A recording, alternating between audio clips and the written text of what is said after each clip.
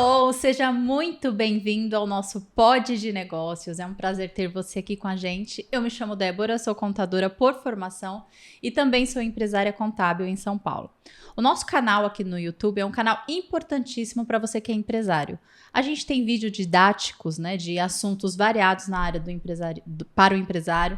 A gente tem a gravação dos episódios do podcast e nesses episódios, que são bem importantes, a gente tem gravações com nichos específicos, assuntos bem legais e também histórias reais de empresários que vão te criar insights maravilhosos, inspirações e até conteúdo técnico também para você se especializar.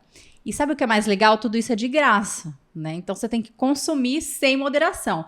Porém, eu preciso que você ajude, que esse conteúdo chegue a mais pessoas, que a gente ganhe mais força. Então eu vou pedir para você curtir o vídeo, curtir o nosso canal, compartilhar e ativa as notificações também, para você não perder os próximos episódios. Hoje nós estamos com um convidado que você não sabe, mas você já deve para ele, porque se isso está acontecendo hoje é por causa dele, porque foi ele que me incentivou a fazer tudo que eu estou fazendo aqui. Então a gente tem uma dívida aí com ele. E eu fiz até uma cola aqui, né, desse convidado, para dizer tudo que ele é, tudo que ele faz e sobre a jornada dele. Bom, ele já foi auxiliar de funilaria, já foi servente de pedreiro, vendedor de saco de lixo, de gravata, de perfume, de lingerie e já foi comerciante, né? E hoje ele possui um negócio de educação na área de contabilidade e é dono também de um escritório que é referência nacional e foi o criador do maior evento de marketing contábil do país, do mundo, né? Até. Seja bem-vindo, Anderson. Obrigado.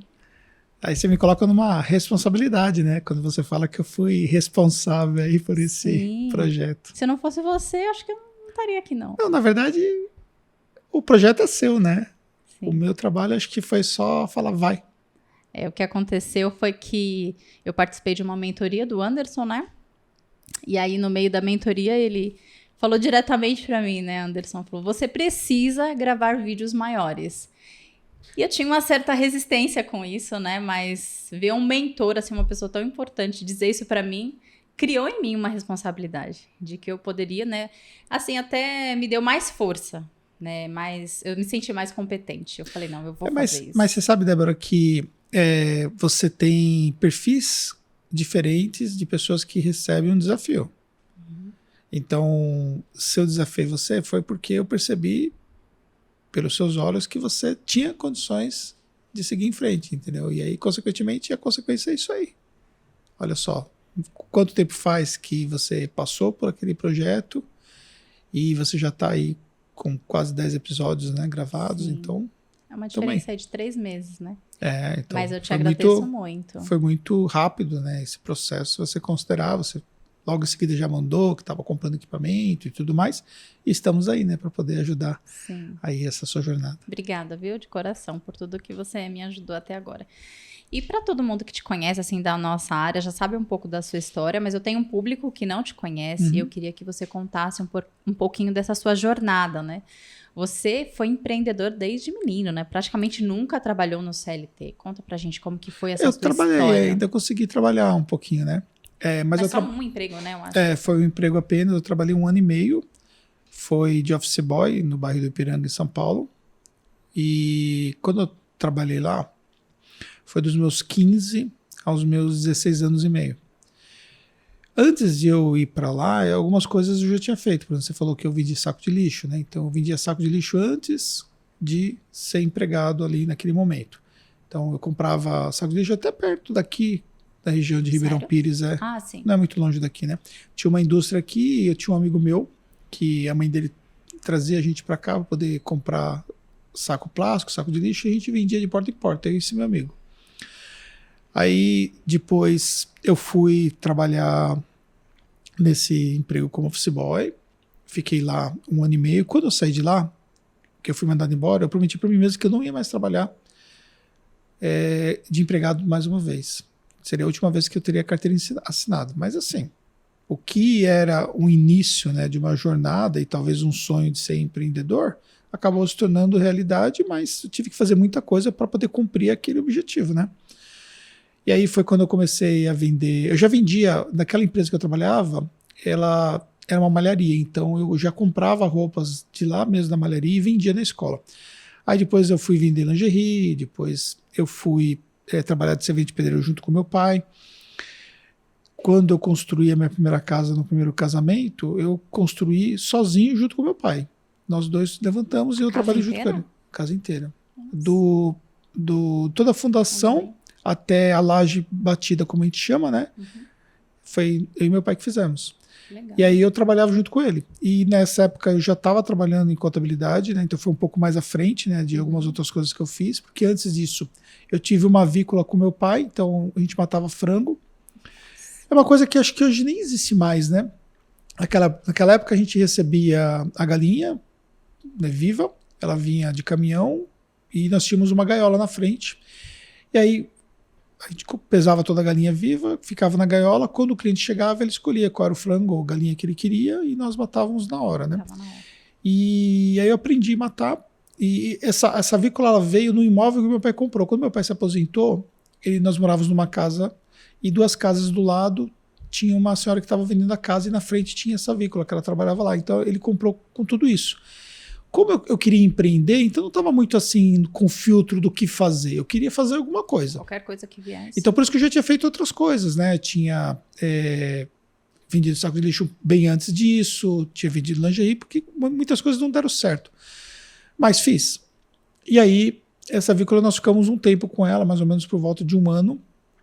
E depois a gente vendeu porque era um trabalho muito sujo e não era muito rentável não, entendeu? Então era muito trabalho, o comércio de uma certa forma também escraviza finais de semana, né? E não valia muito a pena. Aí nós vendemos a avícola. E aí, quando eu vendi a avícola, meu pai me deu metade do valor da avícola para eu começar o escritório de contabilidade. Você já tinha se formado? Eu sou técnico contábil. E aí eu tinha o técnico em contabilidade, já tinha o CRC na época. Mas não tinha experiência na área ainda. Não tinha experiência na área. E aí eu fui trabalhar no escritório de um amigo meu.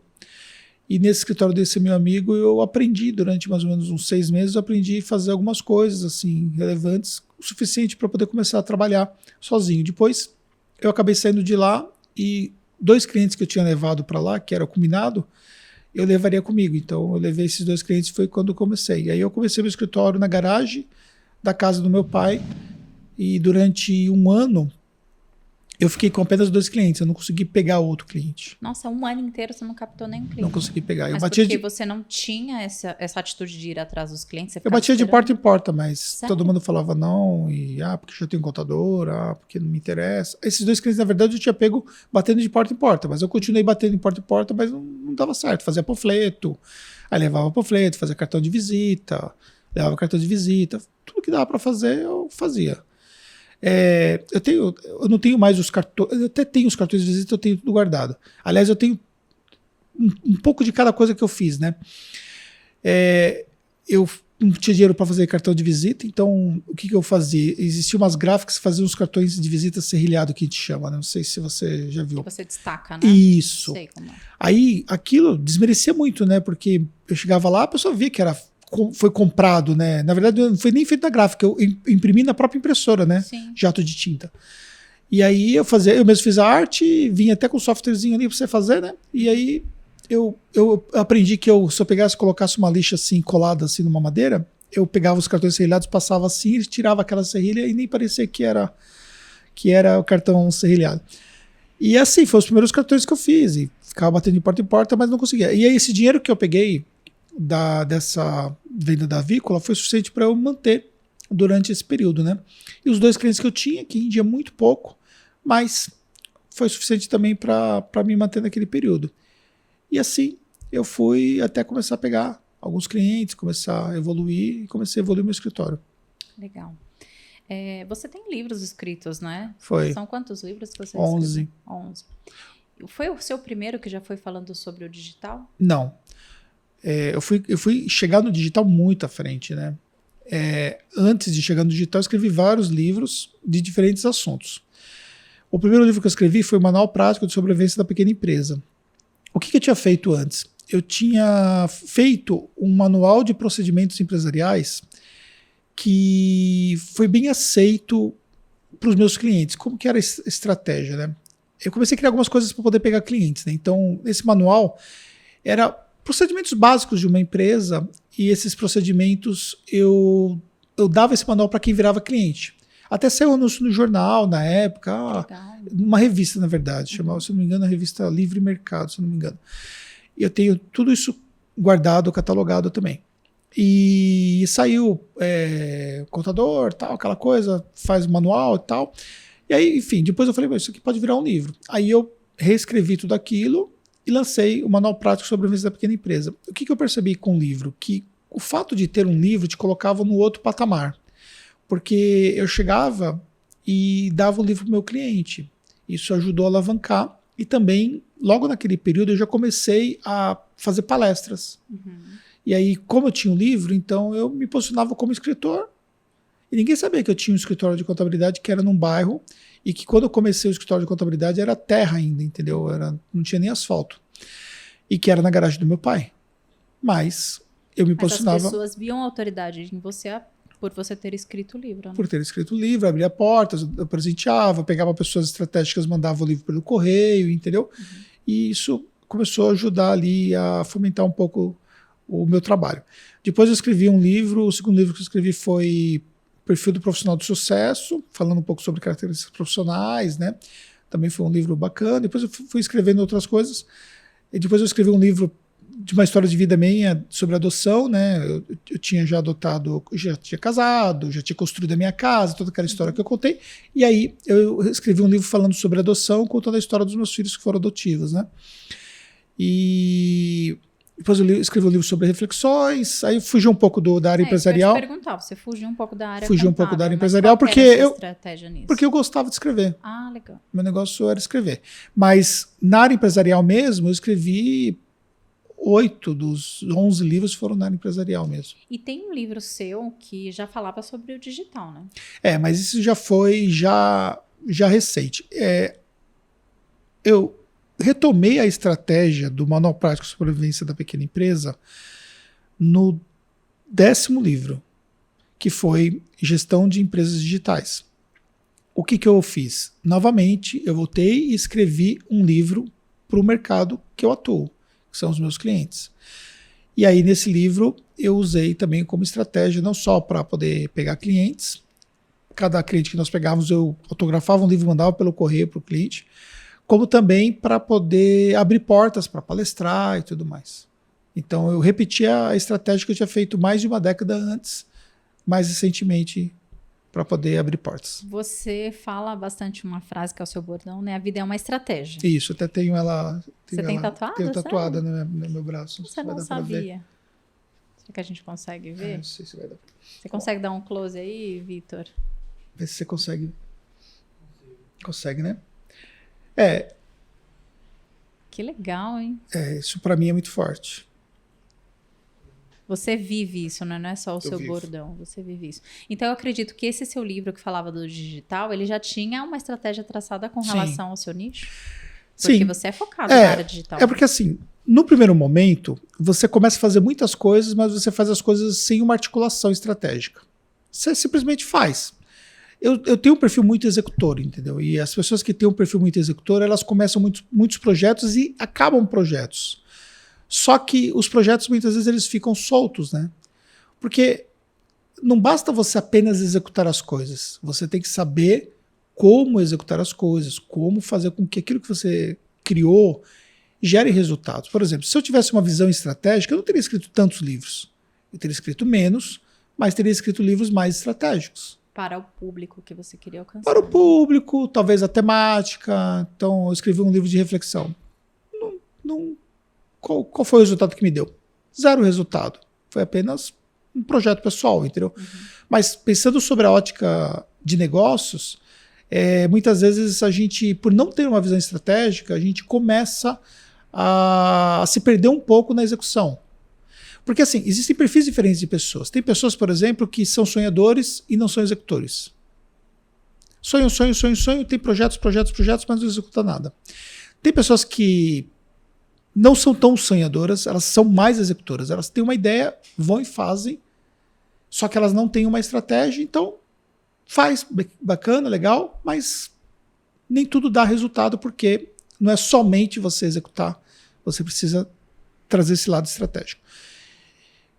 À medida que eu fui percebendo que eu fazia muita coisa e muita coisa não dava certo, eu comecei a entender a importância de começar a pensar de uma forma mais estratégica. Então eu comecei a parar e analisar melhor o que eu estava fazendo, o que eu ia fazer, por que eu ia fazer, entendeu? Para as coisas realmente terem mais sentido. Daria, né? Fazer uma ação de leitura de mercado para poder entender, né, o que eu poderia fazer, qual é o caminho melhor para ser tomado, desde a temática de um livro até a produção de um conteúdo. Então, por exemplo, muita gente produz conteúdo hoje, mas qual o objetivo daquele conteúdo? Hoje, tudo aquilo que eu faço, eu tenho um objetivo por trás. Eu não faço pura e simplesmente por fazer, por ser executor, mas porque eu tenho um pensamento estratégico naquilo que eu faço. Só que aconteceram muitas coisas da minha vida que foi me ajudando a desenvolver esse lado estratégico, essa visão estratégica. E aí, com o tempo, eu vi que essa frase, eu tinha uma identificação com essa frase. Eu comecei a utilizar essa frase. Até que eu achei que era bacana eu tatuar a frase, porque eu carregaria essa frase comigo pela vida, entendeu? Legal. Eu sei um pouquinho da tua história, eu sei que você teve um segundo casamento e que você teve também uma virada muito grande no seu negócio, né? Você tinha ali um crescimento baixo, né, com relação à captação de novos negócios, e você tinha uma vida mediana. E aí você se divorciou, teve um novo casamento, mudou a empresa, foi tudo no mesmo momento? Mais ou menos assim. Na verdade, eu comecei a desenvolver estratégias de marketing, eu fui o pioneiro no Brasil em desenvolver estratégias de marketing de uma forma estruturada. Foi o primeiro livro que foi lançado de marketing contábil, então, ou seja, a internet já estava presente comigo já muito tempo antes do que hoje é o boom de redes sociais, internet, site, aquela coisa toda. Quando eu comecei a falar sobre isso, na verdade, eu já tinha resultados.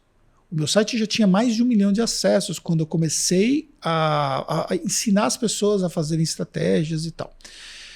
Só que uma empresa contábil, tal qual qualquer outro negócio, as pessoas que estão assistindo aqui esse conteúdo precisam pensar que uma empresa não é somente feita de marketing e vendas. Existem outros elementos. A minha empresa, ela atingiu um período que ela chegou a ter 30 e poucas pessoas, então, ou seja, era uma empresa já estruturada, só que ela estava carregando algumas deficiências do ponto de vista de gestão, que em parte delas eram falhas minhas, em partes era de um sócio que eu tinha, e em partes de pessoas que estavam à frente do negócio trabalhando, mas que não estavam preparadas para atender tudo que tinha para ser feito. E aí isso começou a trazer alguns problemas para nós e nós começamos uma fase de queda. Então, ou seja, eu tinha tido um sucesso muito bacana, mas aí eu comecei uma fase de queda, e no meio dessa fase de queda, eu resolvi finalizar com o meu casamento. Então, pedi o divórcio, porque falei, já tá meio tudo bagunçado e tal, vamos bagunçar um pouquinho mais a vida, né? Fortes emoções, né? De todos os lados. Fortes emoções, né? E de uma certa forma também, eu pensei assim, o melhor momento para eu ajustar a minha vida é a hora que eu tô nessa situação, porque depois eu vou entrar numa nova crescente, isso estava claro para mim, e depois que eu entrar nessa nova crescente, eu vou ter uma outra preocupação, que é ajustar a minha vida pessoal, familiar e tudo mais, que não estava feliz do jeito que eu estava. E aí eu acordei um dia de manhã e pedi divórcio. Como assim? Do nada? Foi. Claro que, obviamente, você tem motivos por trás que te motivam a isso, mas do ponto de vista... Não ela previamente. Não, a gente não brigava, a gente não discutia, a gente não tinha nenhum tipo de problema. Eu acordei de manhã, esperei ela levantar, ela levantou, falou, você tem que conversar. No dia anterior nós tínhamos jantado normalmente, a gente tinha conversado normalmente, ela achou que eu estava brincando. Meu Deus. Eu também acharia que você estava brincando. Aí ela achou que eu estava brincando, eu falei, a partir de hoje eu não durmo mais no quarto, eu vou ficar aí no tempo aqui, tal, até eu resolver o que eu vou fazer. Mas eu não sabia o que eu ia fazer. Nossa. Só que eu falei, eu vou sair de casa, tal, mas não sei o que eu vou fazer aí. Eu não tinha um lugar para morar, eu não tinha nada estruturado. Eu simplesmente dei um game over naquele momento. E aí eu comecei a dormir na sala e comecei a articular o que eu ia fazer, né? Fui ver um apartamento e aquela coisa toda.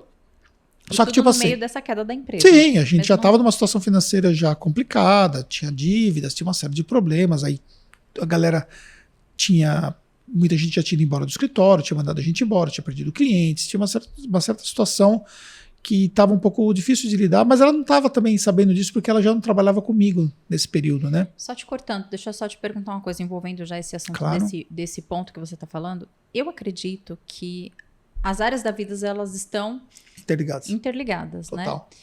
Então, o fato de você ter declinado na sua área profissional, talvez seria do fato de você não estar satisfeito com a sua área pessoal? Você acha que tem alguma ligação? Não necessariamente, porque existem muitas pessoas que elas são bem-sucedidas numa área, mas não são bem-sucedidas em outra, entendeu? Mas quando ela está bem sucedida na área pessoal, acaba que ajuda na área profissional. Você concorda? Ajuda, mas nem sempre as coisas funcionam dessa forma. Às vezes, há um desequilíbrio natural. Há um desequilíbrio porque a pessoa ela é incapaz de ser tão boa numa área como ela é em outra. Ou porque, por exemplo, ela entra numa zona de conforto numa área, enquanto na outra ela é muito acelerada e tudo mais. Dá mais atenção para uma área e acaba deixando. E fatalmente, em algum momento da sua vida, você vai dar mais atenção para uma área do que outra, entendeu? Sim. A vida não dá pra gente levar uma vida equilibrada em tudo, por exemplo.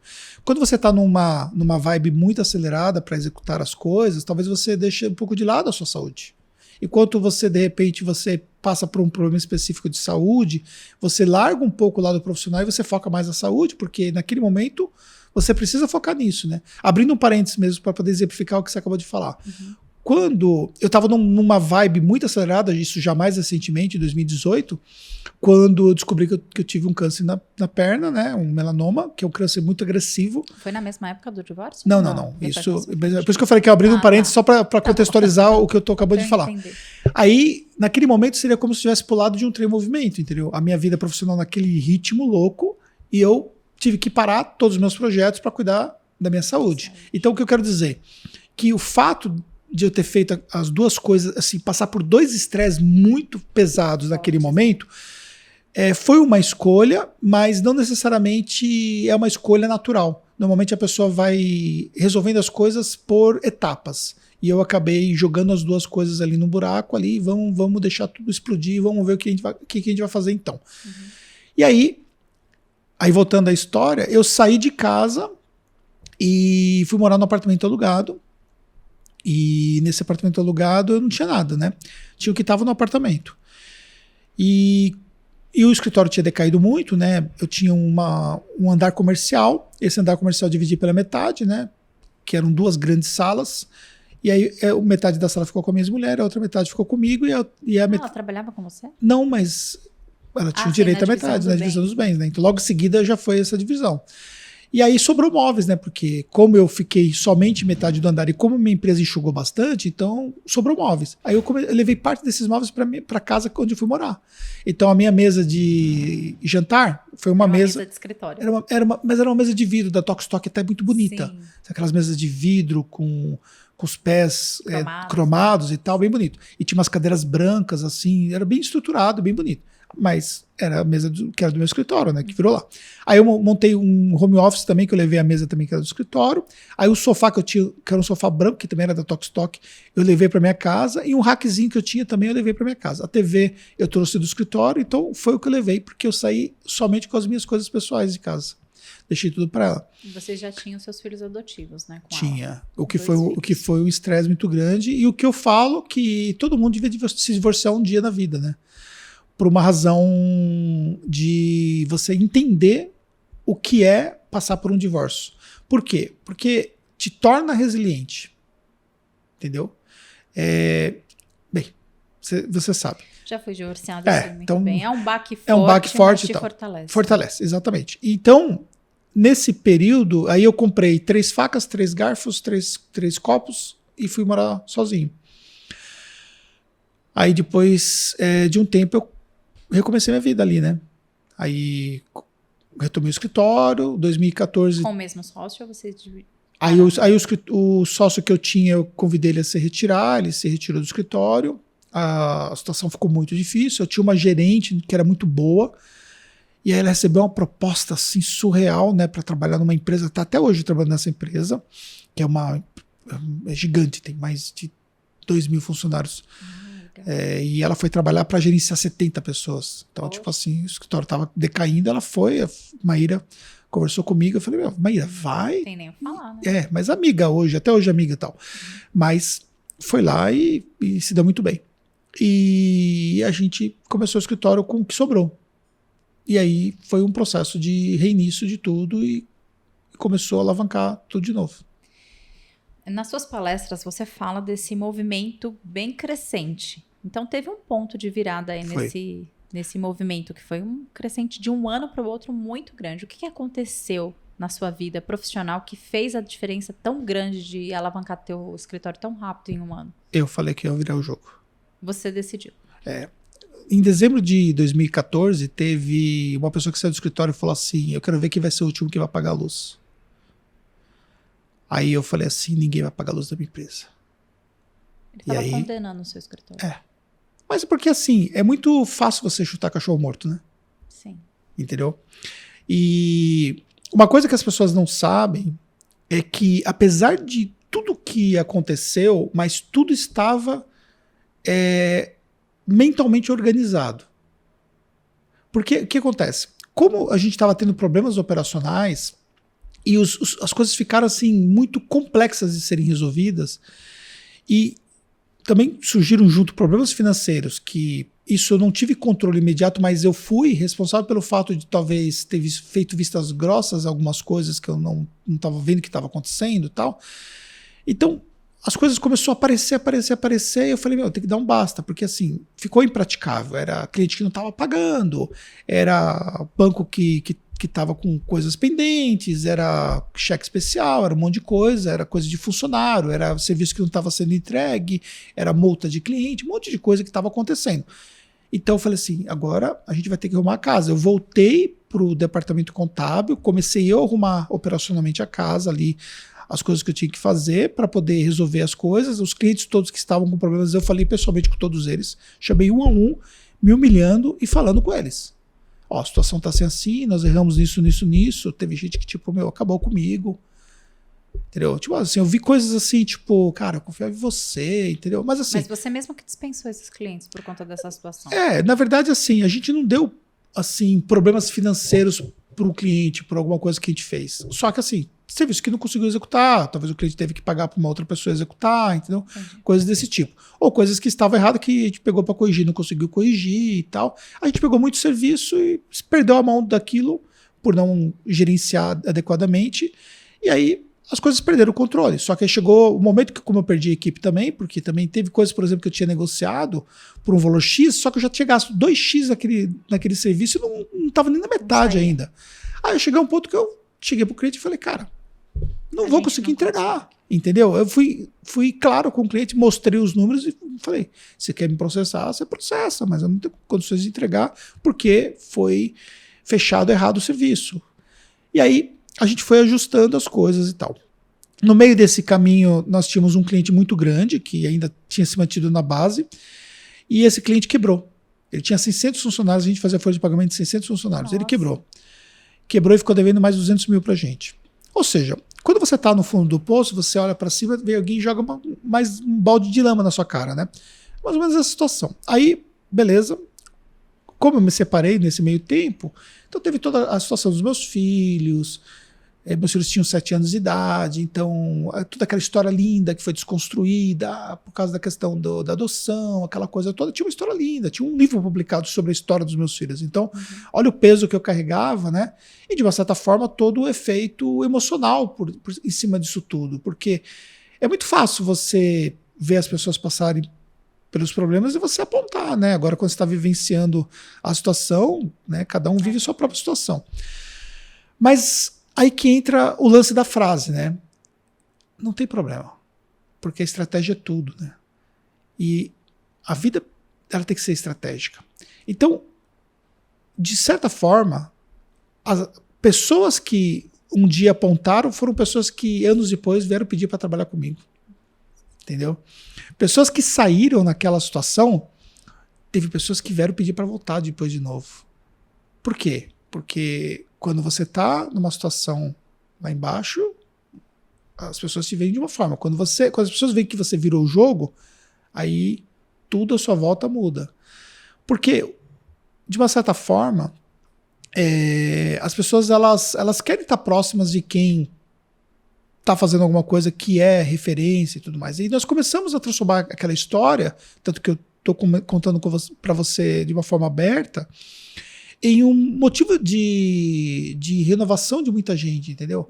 Teve, por incrível que pareça, teve muita gente que deu esse mesmo tipo de virada de uma forma diferente, mas semelhante, onde inclui até mesmo uma virada pessoal, Sim. depois de conhecer a minha história.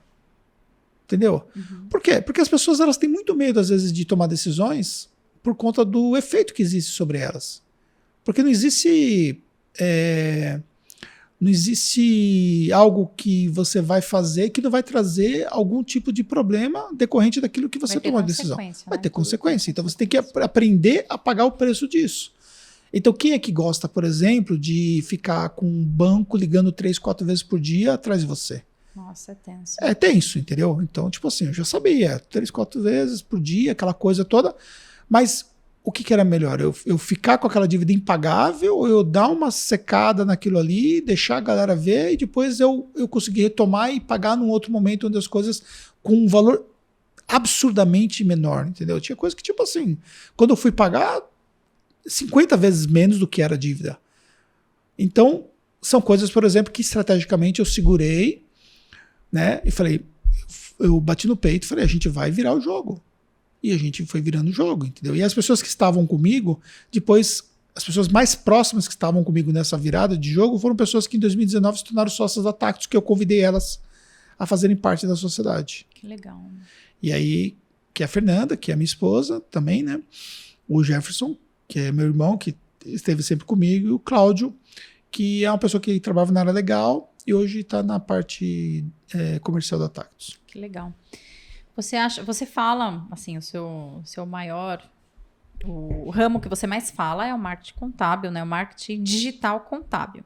Mas a gente pode também falar sobre o marketing digital para outros negócios, né? Você acha que o marketing digital foi o que fez essa virada na tua vida? E eu queria que você falasse um pouco para os empreendedores o que isso causou, como que foi essa virada aí.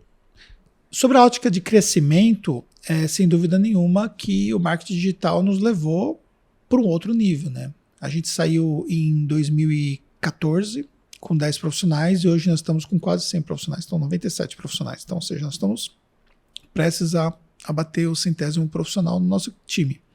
4 anos depois? 6 anos depois? 7, né? Porque 15, 16, 17, 18, 19, 20, 21, né? Então nós estamos em 22, então 7 anos. O marketing digital foi essencial nesse processo. É claro que não é tudo, né? Porque você não constrói um negócio somente com marketing, como eu já falei. Mas para crescimento, ele é fundamental. Então, a gente começou a investir muito em YouTube, né? Uma coisa que você está fazendo agora, né? Então, nosso canal do YouTube hoje tem 116 mil inscritos. A gente produziu mais de 1000 vídeos para esse canal. Eu tenho um segundo canal pessoal que tem, acho que 70 mil inscritos, que também tem mais de 1000 vídeos produzidos lá. A gente tem uma estrutura toda hoje de produção de conteúdo, né? Tem várias pessoas em volta de mim me ajudando nessa produção de conteúdo, desde gravações, cortes, acompanhando coisas que eu faço. E hoje, por exemplo, é o 4º podcast que eu estou participando, né? Nossa, haja voz, hein? Haja voz, haja até concentração, né? Eu produzi 3 podcasts na empresa e estou vindo aqui para a gente poder produzir o 4º podcast. Então, ou seja, a gente tem um viés conteudista muito forte lá na Tactus e também do meu negócio de educação.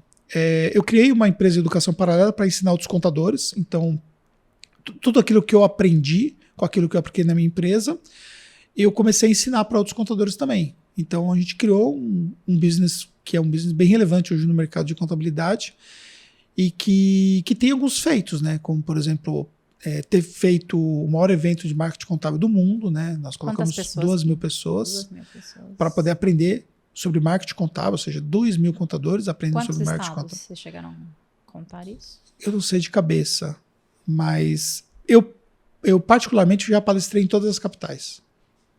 Então, em todos os estados já estive presente palestrando sobre marketing contábil. A maior parte deles já foi mais de uma vez. Uhum. Mesmo em estados longe, como Acre, eu palestrei 2 vezes. Legal. Amapá, eu palestrei 2 vezes. São estados bem distantes, né? Uma logística difícil. Deixa eu te perguntar uma coisa assim, só para a gente conduzir essa questão do marketing digital, porque quando eu quis entrar no mercado digital, né, para mim o mercado digital era só Instagram, era o que eu conhecia. E para mim era inalcançável. O YouTube, o podcast, não por falta de competência, mas eu não conseguia ver sentido nessas coisas. Eu falei, que retorno, né? Porque eu penso como você, estrategicamente, né? Que retorno que essas coisas vão me trazer? Hoje eu vejo, né, os retornos, né, os frutos disso tudo, mas eu queria que você falasse, cada canal desse, né, do digital, do marketing digital, que tipo de retorno que ele traz para quem se propõe a ingressar nessa imersão digital do marketing? Então, tem muita coisa que a gente faz hoje dentro do empreendedorismo que é relevante, né? Quando a gente pensa em Instagram, a gente tem um lado mais intimista, né?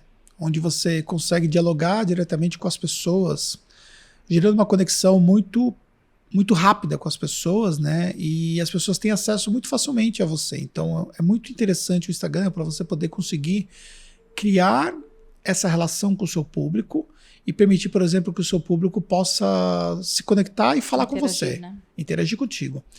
Então, muitas solicitações de propostas surgem do Instagram. Então, se você tem, por exemplo, a venda de algum produto físico, ele é muito interessante para você poder conseguir vender, mas as coisas dentro do Instagram são muito rápidas. Então, as pessoas não parariam para assistir um conteúdo dessa natureza no Instagram, normalmente, entendeu?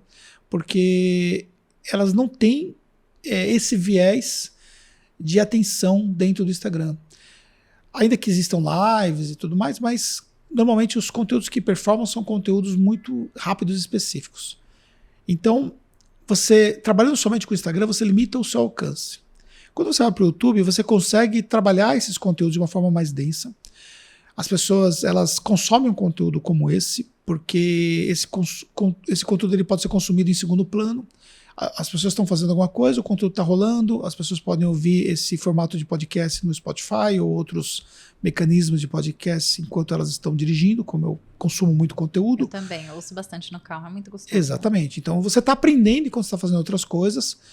Você tem, por exemplo, o YouTube na versão Premium, que permite, por exemplo, você estar fazendo outra coisa no celular e o YouTube está rolando ali numa segunda tela também. Enfim, você tem vários mecanismos que permitem você consumir esse conteúdo em forma integral ou em pedaços, que são os cortes que são feitos de um podcast.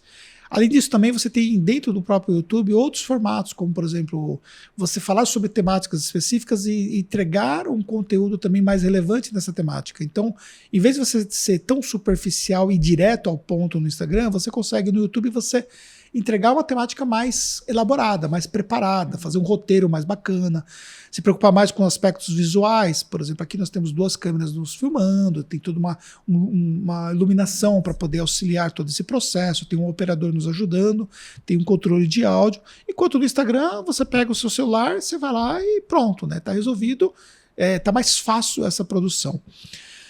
Além disso, você tem também, porque nós estamos falando aí de mecanismos que você tem vários submecanismos dentro deles, né, que são os formatos que você pode utilizar em cada uma dessas redes, mas você tem esses mecanismos que são terrenos alugados, né? Hoje, por exemplo, várias contas do Instagram, exatamente nesse dia hoje, várias contas do Instagram perderam seguidores, algumas contas foram bloqueadas, talvez de uma forma até errônea pelo próprio Instagram. E muitas pessoas que têm um negócio voltado para o Instagram exclusivamente começam a ficar desesperadas num momento como esse. Por isso que você não pode ficar preso somente a um canal de aquisição, de influência da sua marca, do seu negócio. Então você precisa diversificar esses canais. Então é preciso você ter um site, você pode fazer campanhas para você levar tráfego para o seu site, para uma landing page, que é uma página de venda específica. Você pode produzir conteúdos escritos também, e você ter... blog, né? Que é um blog, você pode ter visitas orgânicas desses conteúdos escritos. Se você, por exemplo, conseguir ter um posicionamento. A única coisa que você tem em tudo isso é que são demandas que geram ali uma necessidade de produção. Qualquer coisa que você vai fazer hoje dá trabalho. E as pessoas, muitas vezes, elas não querem ter trabalho, né? Sim. Por exemplo, você está nas suas primeiras edições desse podcast. Quando você começou a produzir podcast, eu falei para você assim, você tem que mirar 50 episódios para cima. Sim. Se você parar para pensar o tempo desprendido que você tem para produzir 50 episódios, é muito tempo. É muito tempo. E você não vive disso, você tem um monte de coisa para fazer. Não, nem fala. Muita coisa. Né? Então, ou seja, nós estamos aqui, agora são 9 horas da noite, e nós estamos fazendo o quê? Nós estamos produzindo um conteúdo que, na verdade, você deixou a sua família, eu deixei a minha família, e nós estamos fazendo o quê? Nós estamos trabalhando para produzir um conteúdo para o nosso público. Então, você só vai alcançar um resultado se você pagar o preço. O que acontece é que as pessoas elas param no meio do caminho, porque elas não estão dispostas a pagar o preço, porque o preço é muito alto. Às vezes não é necessariamente financeiro, mas é de tempo.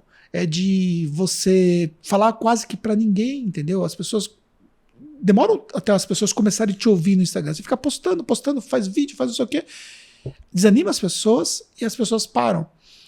Além de tudo isso, existem técnicas, estratégias que você pode fazer para alavancar melhor. No YouTube, por exemplo, você consegue fazer o SEO do vídeo, que é você deixar o vídeo organizado para os mecanismos de busca do próprio Google, permitindo, por exemplo, que o vídeo seja posicionado, né, através de termos específicos. Tem muita coisa envolvida que também dá um trabalho de aprendizado. Não é só comprar um microfone, sentar-se e começar a falar. Você tem que pensar numa preparação, no roteiro, no convidado. Então, tudo isso é difícil. Mas uma coisa que eu falo é, quem está jogando esse jogo, está jogando ainda um jogo diferenciado. Porque a grande maioria não está fazendo isso. Você olha à sua volta e você vê todo mundo focado no marketing local, e você também precisa fazer o marketing local porque é relevante, mas as pessoas são ainda muito embrionárias no marketing digital. Então tem muita coisa para ser explorada dentro do marketing digital. E hoje eu sinto, assim, Anderson, que pelo menos no Instagram, a gente meio que tem uma obesidade mental com tanto conteúdo. A gente não sabe mais o que comprar, o que consumir, né? E é um conteúdo curto, né? Como você falou. Então, quando a gente vem aqui e coloca um conteúdo tão completo, né? Com estrutura, com preparação, eu acho que meio que a gente larga na frente, né?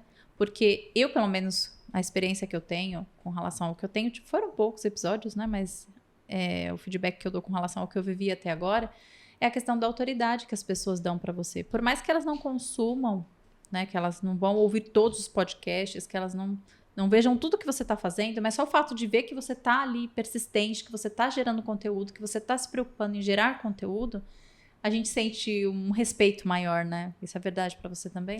Sim. À medida que você produz conteúdos no formato de podcast, você tem todo um cuidado com o convidado, com as temáticas que você traz, você atrai outras pessoas. É claro que a gente tem que pensar que produzir 10 episódios é uma coisa, 50 é outra, e acima disso, mais difícil ainda, né? Então, chega um determinado momento que o seu network já não te traz mais essas pessoas. Então, você precisa gerar um processo inverso, que é as pessoas começarem a te procurar para poder estarem no seu podcast. Porque assim, hoje você me convidou, eu estou dentro do seu network, eu estou aqui porque nós temos uma amizade e por isso eu estou aqui. Aí você conhece outra pessoa e você começa a trazer. Só que chega uma hora que você acaba se esgotando, né? E aí, como é que você vai fazer para que o seu podcast continue performando?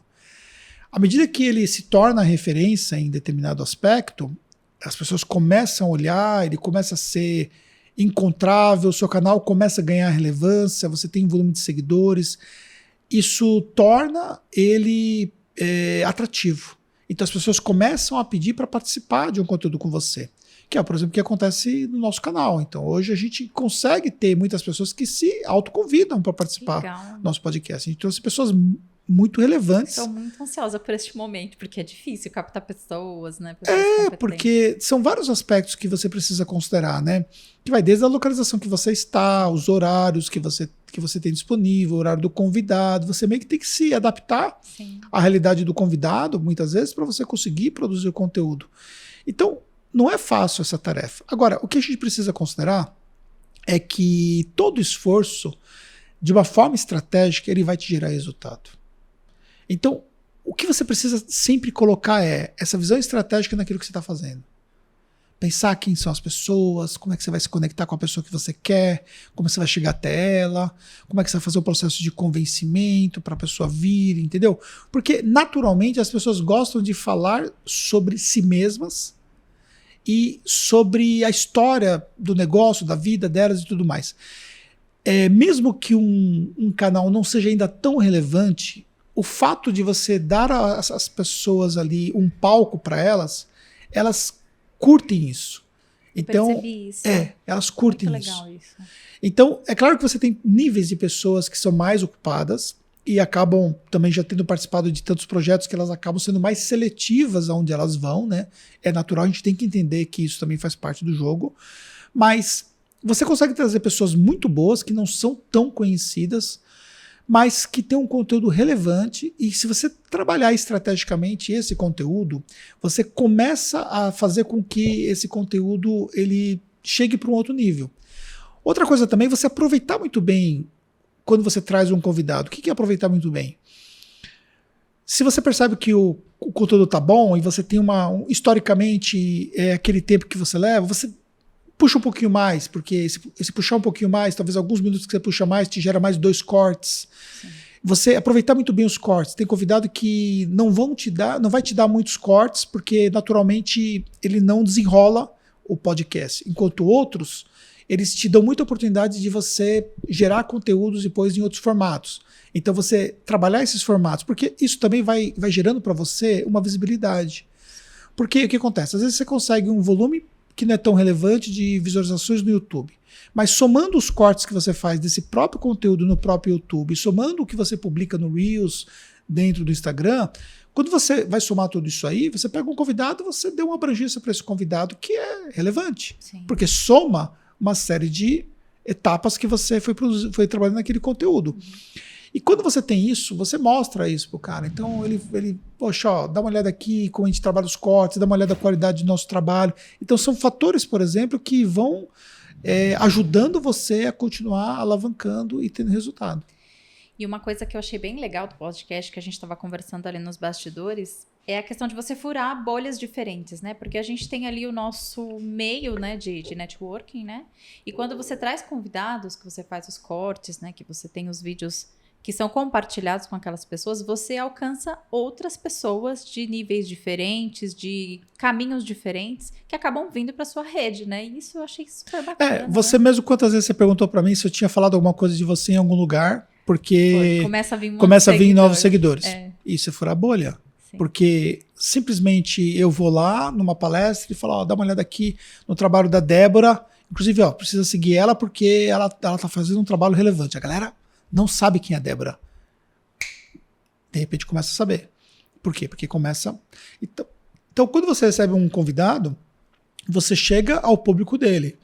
É claro que não é proporcional, né? Você traz um convidado, o cara tem 100 mil seguidores, né? Significa que você vai crescer 20 mil seguidores da noite pro dia, não estamos falando de um influencer. Mas é um crescimento orgânico, né? São mas pessoas reais, você vai trazendo, traz 100 de uma vez, outra vez você traz mais 100, outra vez você traz 500, dá um boom.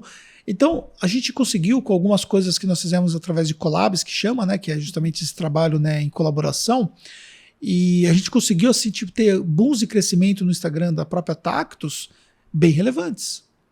E se considerar, por exemplo, que é um Instagram de marca, e o tamanho do Instagram nosso hoje já é muito relevante, que tem a ver justamente com essa estratégia de você furar essa bolha através de parcerias. Deixa eu te contar uma coisa que eu não sei se você sabe, né? A gente se conheceu, né, num evento, né, contábil, mas quando eu saí do CLT, que eu decidi empreender, eu falei assim, eu não conheço nada da área empresarial contábil, né? Tenho conhecimento técnico, mas eu preciso saber como que funcionam as coisas, como que as pessoas se posicionam nesse meio. E aí eu pesquisei no Google, né, maior escritório contábil de São Paulo, e apareceu lá a Tactus.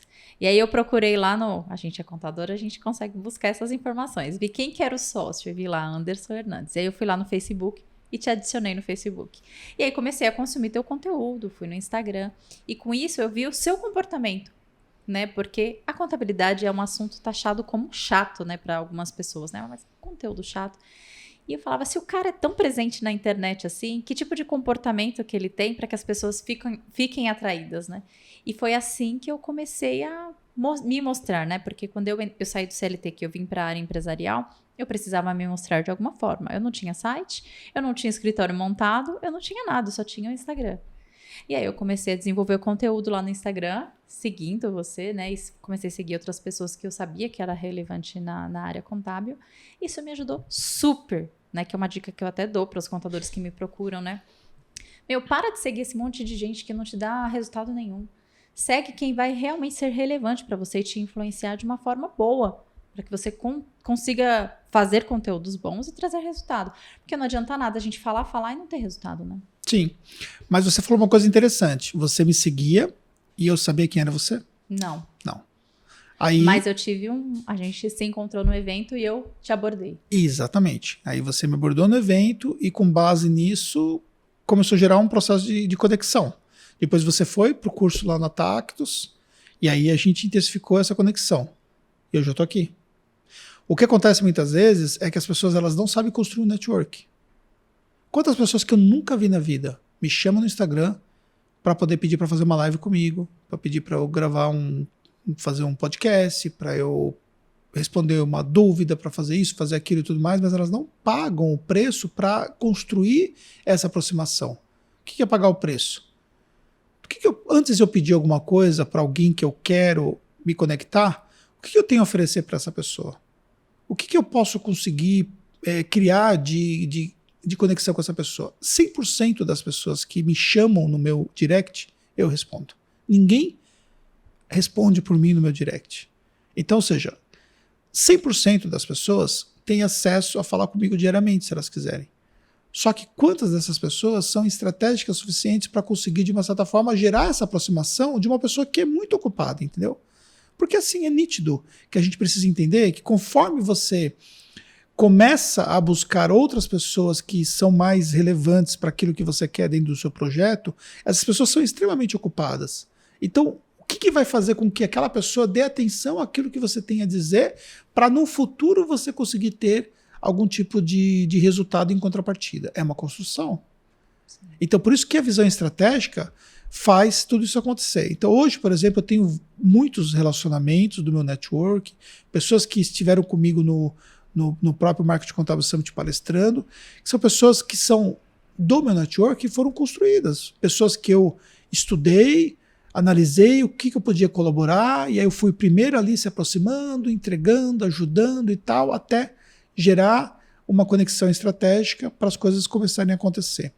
Então, o que acontece muitas vezes, as pessoas elas fazem uma abordagem totalmente fria e totalmente despreparada. Também, né? Às vezes não é que a pessoa seja interesseira, mas eu acho que ela é inocente às vezes, entendeu? Ela não consegue entender que o grau de ocupação que as pessoas têm, entendeu? Então, é muito difícil você chegar a certas pessoas, porque eu, por exemplo, quero acessar certas pessoas, mas eu vou, dependendo da pessoa que eu quero acessar, eu nunca vou acessar aquela pessoa diretamente. Eu vou acessar aquela pessoa de uma forma indireta, porque é muito mais fácil acessar uma pessoa através de uma indicação de uma outra pessoa próxima dela, do que eu tentar acessar de forma fria aquela pessoa. Então, o que eu faço? Eu vou estudar como é que eu faço para poder cumprir aquele objetivo. Por exemplo, eu palestrei alguns dias atrás num grande evento para mais de 1.000 pessoas. E quando eu fiquei sabendo desse evento, eu comentei internamente: eu vou fazer uma estratégia para que eu consiga palestrar nesse evento. Porque eu sei que a minha palestra se encaixa nesse evento e eu sei que eu posso palestrar lá e que vai ser bom para a gente se a gente conseguir essa palestra. Só que para chegar a esse momento, eu fui costurando essa estratégia. Fui costurando, até que, coisa de 10 dias antes, eu recebi o convite para palestrar. E no final das contas, eu ia ter um tempo, chegou lá, teve uma desistência de um palestrante, e aí reorganizar a agenda, o meu tempo quase que dobrou, e eu consegui entregar um conteúdo bem interessante, que tem um boom de relevância para a gente por conta disso. Essa é a diferença entre eu chegar e oferecer para palestrar, e eu construir uma estratégia para palestrar. Existe uma diferença muito grande. Então, o que as pessoas não entendem é o que você está fazendo. Então, quantas vezes eu falo assim, gente, ó, dá uma olhada no que a Débora está fazendo, a Débora é minha aluna, olha o que ela está fazendo. É isso. Você está conseguindo entender a lógica da estratégia e você está aplicando isso dentro dos seus negócios. E aí o próprio podcast é um exemplo disso. Legal. Você acredita que a gente já está falando há 1 hora? Pois é. Passa muito rápido. Eu tinha várias perguntas, mas a gente foi conversando, se envolvendo tanto. Eu falei pra você que não dá pra ter perguntas, né? Não, mas geralmente eu sigo o roteiro, mas com você foi difícil, porque você tem uma história tão interessante, vai entrando nos assuntos e a gente vai encaixando. Mas só pra gente finalizar assim, essa parte mais técnica, né? Como a gente falou, você visualizou estrategicamente a parte digital lá no começo. Sim. Então, eu acredito que você já tem uma estratégia também para o futuro. Qual que é a sua perspectiva do futuro? O que o futuro nos aguarda para nós como empresários? E que tipo de comportamento estratégico que a gente tem que ter previamente para esperar esse novo evento? Olha, o que eu aprendi na vida é que você precisa focar em construir coisas muito relevantes, né? Às vezes a gente fica gastando muita energia com algo que nunca vai ser tão relevante assim e no final das contas acaba dando o mesmo trabalho. O que muda talvez é o tamanho da responsabilidade que você tem em algo relevante. Então, o que eu olho para o futuro é que a gente continue fazendo com que o nosso negócio seja extremamente relevante. A gente chegou a alguns patamares que é bem interessantes. Algumas coisas, por exemplo, que eu não imaginava que eu poderia chegar, mas que hoje eu olho e falo assim, isso é só o começo. Entendeu? Isso é só o começo. Eu falava para mim mesmo, há muitos anos atrás, e eu nem sei precisar quanto tempo faz, mas vamos pontuar mais ou menos por volta de uns 12 anos atrás, aproximadamente, que um dia eu teria uma empresa que bateria 100 profissionais. A gente vai bater, talvez daqui 60 dias, por aí. E o que isso vai significar? Acho que isso vai significar para mim o início de uma jornada. O que um dia para mim seria o topo da jornada, entendeu? E você vai mudar o topo agora. A gente precisa entender que as coisas só são difíceis antes de se tornarem fáceis. Então, quando você tem um negócio que é muito embrionário ainda, parece que tudo é muito difícil. E aí, um dia você quebra esse ponto e você passa para um outro patamar. E aí você começa a olhar para aquele negócio e fala assim, gente, mas aquilo é muito simples perto do que eu estou fazendo hoje. Mas é um processo de evolução. Então, olhando para o futuro, eu vejo claramente que a gente vai fazer algo que é 2, 3 vezes mais do que nós já temos hoje. E a gente vai buscar isso. E vai conseguir, né? Porque você é um cara bem focado, né? Bastante. Anderson, eu fico muito feliz de você ter vindo aqui. Você sabe que é uma referência para mim, assim, em todos os aspectos, como empresário e até como pessoa mesmo, né? Você tem uma família muito bonita, tem uma história linda sobre adoção. O Vitor, depois você coloca o @ aí pro pessoal seguir e acompanhar tudo que Acabei ele de tem adotar minha feito. terceira filha. Né? Gente, olha que coisa mais linda, contando assim rapidinho. O Anderson casou pela segunda vez com uma mulher que já tinha uma filha, né? E vocês criaram uma relação de família mesmo. E o Anderson acabou de adotar a menina, então agora ela tem 2 pais. Isso. Né, existe um tipo de adoção que é uma adoção, chama-se adoção socioafetiva, né? E nessa adoção não há uma destituição do poder familiar do pai, ou da mãe, se for o caso, né? Mas há uma inclusão de um pai ou de uma mãe adotiva nessa relação. Então, nesse formato de adoção, desde que haja concordância de todos, inclusive da Camila, que é minha filha, da minha esposa Fernanda, do pai dela, é incluído o meu nome como pai junto na certidão de nascimento dela. Então ela tem... No RG sai também? De 2 pais? Então eu não sei porque não cheguei ainda na parte da RG, né? Nós estamos agora... Mas na certidão aparece 2 pais. Nós fizemos... Isso foi sábado agora, né? Faz 3 dias que nós fizemos isso, né? Claro que foi um processo que a gente já tinha começado antes, tem todo um processo burocrático para isso acontecer. E no sábado agora, no último final de semana, a gente teve lá para poder registrar a certidão. Aí agora vai ter os próximos passos que eu ainda vou descobrir como é que vai ser. Lindo, eu nunca tinha visto ninguém que tinha feito eu não sei como que muda, se vai mudar todos os documentos dela, aí eu já não sei dizer essa resposta para você. Mas eu achei muito legal, porque ela passa a ser sua filha de fato e até ter direitos como total. Os outros filhos, né? Sim. Então, para quem assim já foi casado, né? A gente que já foi casado e teve um segundo casamento, quando a gente se separa, a gente tem aquela sensação, deu tudo errado, e agora como que vai ser? Sim. Mas existe a possibilidade de coisas novas e muito boas acontecerem. E eu acredito que a Fernanda deve ter ficado muito feliz. Sim, com total. essa tua atitude. Eu, como mulher, vejo isso como um prêmio, assim.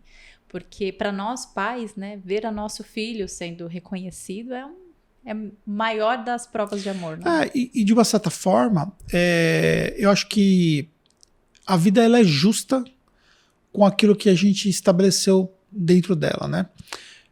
Dá tempo de contar uma historinha rapidinho sobre isso? Claro. Você acabou de me ensinar que eu não posso cortar se posso. Tá vendo? Se pode ter um conteúdo bom. Agora o nosso operador lá que aguente, né? 1h30, ó, a cãibra aí na mão, Vitor. Quando eu era pequeno, e aí também não vou saber precisar qual era a idade mais ou menos, mas assim, eu era bem jovem e eu olhava crianças que eram abandonadas, que estavam abandonadas, relatos que eu via, e eu falava assim, um dia eu vou adotar uma criança. Então eu já tinha dentro de mim que um dia eu faria isso. No meu primeiro casamento, durante muito tempo a gente tentou ter filhos, né? E não deu certo, até que eu comecei a investigar. E aí foi que eu descobri que eu era estéril, mas eu fui descobrir, tipo, já estava com 5 anos e casado e tal. E aí, na hora que eu passei com um médico, que foi um especialista, né? Ele era autor de um livro sobre fertilização, um cara muito conhecido, Dr. Paulo Olmos. Na hora que eu fui passar com o Dr. Paulo, e eu dificilmente guardo o nome das pessoas, mas quando a gente tem um lado de emoção, isso ajuda a gente a guardar, né? Ele falou para mim que seria muito improvável que eu conseguiria ter o filho por conta das razões que todos os exames que tinham sido feitos e tal, e até então eu tinha passado com outros médicos, mas não tinha tido aquele diagnóstico. E aí ele pegou e falou isso para mim. E na hora que ele falou isso para mim, eu falei assim, eu só entendi alguma coisa sobre adoção, bem na hora que ele falou. Aí depois até minha ex-mulher ficou um pouco brava depois, acho que eu fui um pouco insensível com aquele momento. Mas não, acho que é a visão prática desde sempre de... Estratégia. Deu errado aqui, então qual é o próximo passo? E aí, depois ela mesmo começou a correr atrás e falou para mim que ela já tinha pesquisado e tal. Enfim, nós começamos o processo de adoção. A minha filha, Giovana, que foi a primeira que foi adotada, ela foi adotada com 5 meses, ela tinha só 3,8 kg. Eu acordei um dia de manhã, recebi um telefonema, no dia seguinte eu era pai. Eu não tive tempo para me preparar a ser pai. Eu recebi um telefonema, fui para o Mato Grosso, chegamos lá, a gente adotou a Giovana. Porque nós estávamos na fila de espera e ela estava desnutrida e correndo risco de vida. E aí eu tive que ir para lá e pegar ela. Né? O juiz deu a guarda provisória naquele momento para a gente por uma questão de vida mesmo. Né? Uhum. E aí a gente trouxe ela para São Paulo, fez todo o processo. 2 anos depois saiu a documentação dela definitiva. Depois eu adotei o Cláudio com 3 anos de idade. Aí ele veio de um abrigo, aí passou um processo de aproximação e tudo mais. E aí a Camila, que foi adotada agora no modo como eu já expliquei. Então, voltando, né, aquilo que a gente desenha, de uma certa forma a vida ela não é injusta. Né? Na postagem da Camila ontem eu escrevi que quando a vida fecha uma porta pra gente, a gente pula uma janela. Então é assim que eu penso em relação a tudo. A vida ela não é linear, né? As coisas não são uma linha reta onde as coisas dão certo. Você vai encontrar uma série de obstáculos o tempo todo. E às vezes os obstáculos parecem que são coisas intransponíveis, como dentro do negócio, como dentro de uma vida familiar, como dentro da própria saúde, como dentro de qualquer outra situação que a gente viva. Onde que está a diferença? A diferença está como é que nós encaramos tudo isso. Se a gente ficar diante de uma situação e a gente travar, claro que dependendo da situação a gente temporariamente pode travar, né? Mas se a gente permanecer parado, ficar travado e não fazer algo para passar por isso, né? A gente não entender que tem outros caminhos, entender que tem outras possibilidades, entender que talvez algumas coisas existem um propósito maior por trás disso tudo, a nossa vida ela fica naquela situação onde as coisas simplesmente parecem que não acontecem. Então, o que diferencia uma pessoa que faz as coisas acontecer, o que diferencia uma pessoa que está parada no tempo? A pessoa que está parada no tempo, ela entra muitas vezes numa zona de conforto. Você não precisaria estar aqui nesse momento. Por que você está aqui? Porque você está construindo o seu negócio, o seu futuro, o seu propósito, o seu nome, entendeu? Isso é o que diferencia uma pessoa que tem resultados. Quando você une essa execução, que foi o início da nossa conversa aqui, com uma visão estratégica, as coisas de fato acontecem. Então, da mesma forma que você falou para mim, fez elogios e tudo mais, eu trago para você os elogios de volta e digo, a primeira vez que a gente conversou, eu vi em você um brilho nos olhos, depois a gente conversando e você explicando um pouco sobre a sua história e tudo mais, aí eu falei assim, faz o curso, vai ser bom para você, não somente isso, outros cursos que você acabou fazendo, e aí o resultado é fruto disso tudo que você está construindo. Então, ou seja, isso é só o começo. Obrigada, Anderson, eu fico muito feliz de ter você aqui, porque você foi o meu empurrão, assim, para muitas coisas boas que estão acontecendo. viu? Obrigada mesmo. Só pra gente finalizar, tem umas perguntinhas Bora. aqui, assim, que a gente chama de bate-bola. Bate-bola. Eu até queria tirar esse quadro, porque eu faço com todos os convidados. Mas acho que é bom. Mas aí a Tainá falou, não tira, por favor, que é uma das melhores partes, é Bora. bem legal. É algo pessoal. Eu vou falar uma pergunta e você responde com uma frase, Tá bom. tá? 2 palavras, 3 palavras. Tá bom. Tá bom? Ela já falou isso, falou que eu falo demais. Não, é porque Eu tô tem brincando, gente que eu às sei. vezes a gente pergunta, a pessoa vai e desenvolve Não, outro relaxa. podcast. Aham. Mas é porque é gostoso, né? Um sonho. Morar fora. Um medo. Morrer. Eu morro de medo de morrer. Sério. Eu amo viver. Viver é muito bom. Um arrependimento.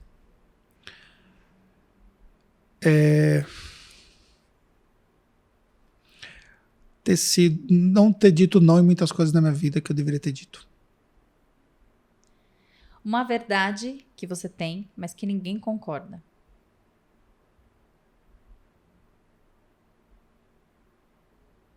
Uma verdade que eu tenho que ninguém concorda? Que você fala muito e as pessoas falam, não, eu não acho que é isso.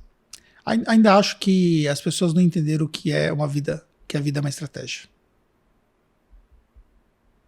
Uma comida. Carne. Uma pessoa. A Fernanda. Um segredo. Um segredo.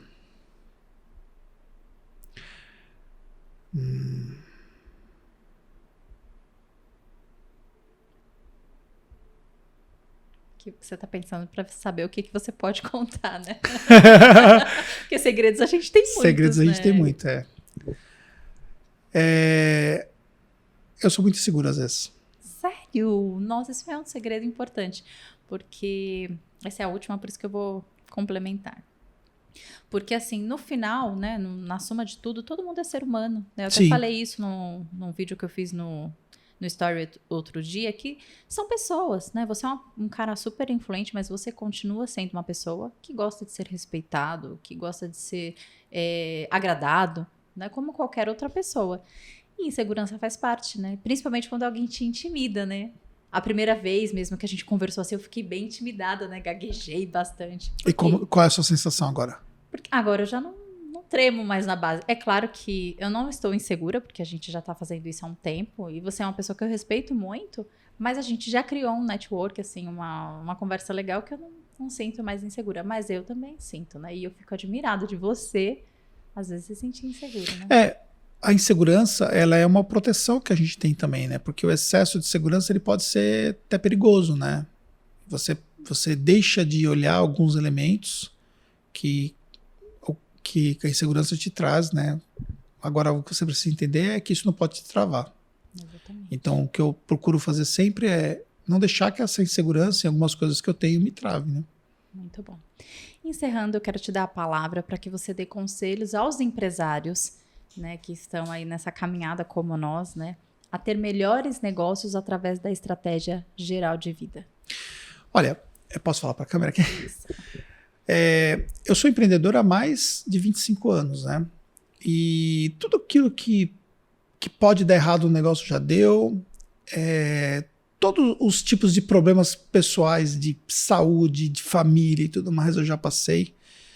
Mas aquilo que está dentro da gente é aquilo que a gente controla.